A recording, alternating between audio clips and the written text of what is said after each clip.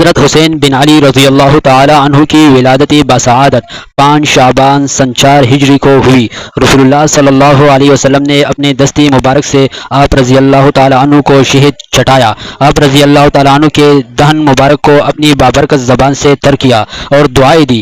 حسین نام اس کے لیے رکھ دیا۔ تاریخی روایت کے مطابق سیدنا حضرت امام حسین رضی اللہ تعالیٰ عنہ کا چہرہ مبارک رسول اللہ صلی اللہ علیہ وسلم کے چہرہ انور سے مشابہ تھا اور جسم پاک رسول اللہ صلی اللہ علیہ وسلم کے جسم اطہر کے مشابہ تھا۔ سیدنا حضرت حسین بن علی رضی اللہ تعالیٰ عنہ انتہائی عبادت گزار تھے، نماز، روزے اور حج کا بڑا اہتمام فرماتے۔ آپ رضی اللہ تعالیٰ عنہ نے 20 حج پیدل ادا فرمائے، انتہائی متواضع تھے۔ ایک مرتبہ گھوڑے پر سوار گزر رہے تھے کہ غربا کی ایک جماعت نظر آئی جو زمین پر بیٹھی روٹی کے ٹکڑے کھا رہی تھی۔ آپ رضی اللہ تعالیٰ عنہ نے انہیں سلام کیا۔ ان لوگوں نے کہا، فرزند رسول صلی اللہ علیہ وسلم ہمارے ساتھ کھانا تناول فرمائے۔ آپ رضی اللہ تعالیٰ عنہ گھوڑے سے اتر کر ان کے ساتھ بیٹھ گئے، کھانے میں شریک ہوئے، پھر انہیں دعوت دی اور اپنے گھر لے جا کر سب کو کھانا کھلایا۔